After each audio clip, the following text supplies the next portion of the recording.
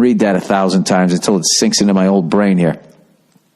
All right, cop writing in. Dear Billy No Booze, I'm a police officer in a major Canadian city, and I wanted to chime in about the opioid fentanyl crisis you were mentioning recently. It's a fucking epidemic. Oh, yeah, Jesus Christ, these guys see this. I would think so many of their calls that they respond to has something related to do overdose or violence of somebody trying to get this shit or whatever. Anyways, and the average person reading the death toll in the paper sees the numbers but not the faces. I thought Dave Chappelle's bit on it in his new special was funny, sad, and accurate. Yeah, and that right there is what separates Dave from the rest of us. Is his ability to be that fucking dark. And I guess here's a little inside thing on Chappelle's show, the small part that I had there.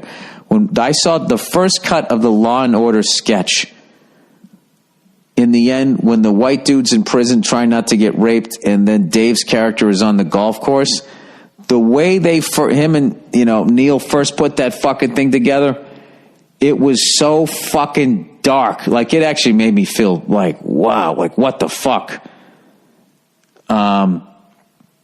Selfishly, because as a white person, I could finally relate to the character that was in the really bad situation. I just felt like he did that with that bit. The coldness of, hey, fuck them, just say no. And it's just like, wow, we really did that to a whole race of people. And that was their kids, their parents, and all of that, and just let them die. It's just fucking brutal. And he somehow got a laugh out of that. Anyway, I can't count the number of times I respond to accidental overdose deaths from fentanyl or even heroin on any given week. I'm sick of having to tell parents that their adult son or daughter was found dead and alone from an overdose. I know, because all those fucking druggies take off, too, because they're going to get, I don't know, implicated or something. Where am I here? Were found dead alone from an overdose behind a dumpster, behind the wheel of his shitty stolen Honda Civic, or in a fucking McDonald's bathroom.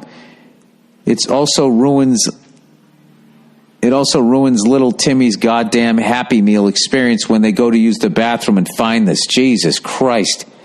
So what's the solution? I don't fucking know, Bill. I'm a street cop, and the people in charge of this shit are too entrenched in red tape to take suggestions. But I do have my 2 cents. I would love to hear. Dude, these are like 2 of the smartest fucking back-to-back emails I ever got. You know? Nobody asking for advice. They're educating old freckles here. All right. It's true that almost all homeless people have a mental illness or a drug addiction. The three are tied together in a destructive cycle of petty crime to feed the habit, wandering around like zombies from The Walking Dead, ending up in jail or why don't I just say and/or? Why am I reading the slash? And/or a hospital, ER/psych ward visit, then back on the street without solving anything whatsoever. Yeah, because there's no money in it. Because these rich cunts don't fucking give a fuck about anything. And I don't know how the politicians work in your country, but ours are set up to be bribed. They're grossly, grossly fucking underpaid. So they need someone to finance their fucking... It's like a band trying to get signed by a record label back in the deal, and you just get fucking raped. So how do we break the cycle? My opinion is forced long-term rehab.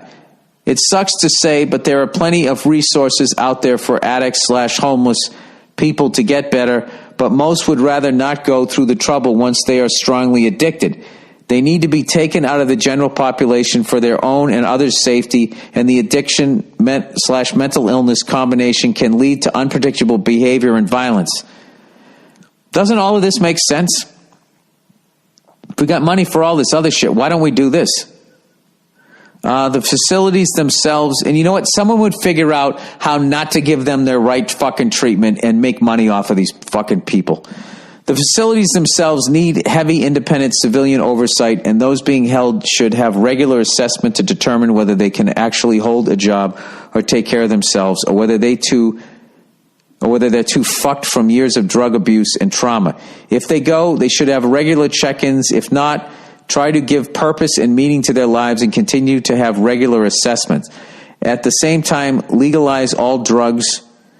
Makes me feel weird to type this as a cop. Provide them for cheap and in moderation, and assess the users for long-term rehab. People are going to use drugs whether they're legal or not. Take the power away from these fucking dealers and faceless megacorps in China who are distributing this shit. Dealing with drug use and possession as criminal offenses has never worked, and I can tell you as a cop, they are way better uses of our resources. Well, there you go, man. Anybody gonna fucking argue with that? You know what? Somebody will. Somebody will actually will argue with the cop who's actually up to his eyeballs in this shit every goddamn day about why you can't legalize drugs. All of that fucking made sense to me. And if a politician were to come along and suggest that, how much would they be fucking attacked? It's unbelievable. That's why I can't watch politics. It's literally, if somebody comes on and actually talks logically and says something that makes sense, that would actually cost money but help society in general, it just immediately gets branded as socialism or fucking I don't know what, extreme right wing, extreme left wing, and they just shit all over it. And then, like, the same 5 corporations just keep making money off of everybody else's misery. It's fucking awful. I gotta be honest with you, like, the homeless situation out here in LA is crazy, and if it wasn't so goddamn dangerous, you just don't know how to approach people. I saw a woman the other day who just looked like somebody's mom, and I was thinking, like, maybe that would be somebody that, and it was daylight and shit, that you could maybe try to, like, just fucking help out. Like, what if I found, like, a family that was fucking homeless, and I set up, like, a donation thing, and everybody throws in $1, and you just fucking pay for an apartment so that you get those people off the street so they feel safe, and they can, shower and get them some clothes so they don't look like they're living on a street, so the mom can go into a job interview or something like that. Like, I really think at this point, it's kind of a cop-out to just sit there and fucking blame politicians, because you know that system doesn't work and their hands are tied. I think it's kind of like it's up to, just regular people. I live in this city. Why don't I try and take care of it? I don't think it's enough at this point. It's not working that I just take care of myself. And if you have a little bit of means or something like that, I don't know, maybe that could be something to look into. I just have no idea how to fucking approach somebody on the fucking street like that, and I don't feel like getting this shit kicked out of me or get scratched and then have to take 42 fucking shots to the abdomen, those rabies shots or some shit. See, look at that. I'm nervous. I would be nervous to do that. But that could be I don't know. Everybody gets their one person off the fucking street. As opposed to all these fucking banks just loaning out all these money for these fucking construction company to keep knocking down cool shit for regular people to do, to put up another fucking unoccupied fucking apartment building nobody can afford to go into. Jesus Christ, I'm on my soapbox this week.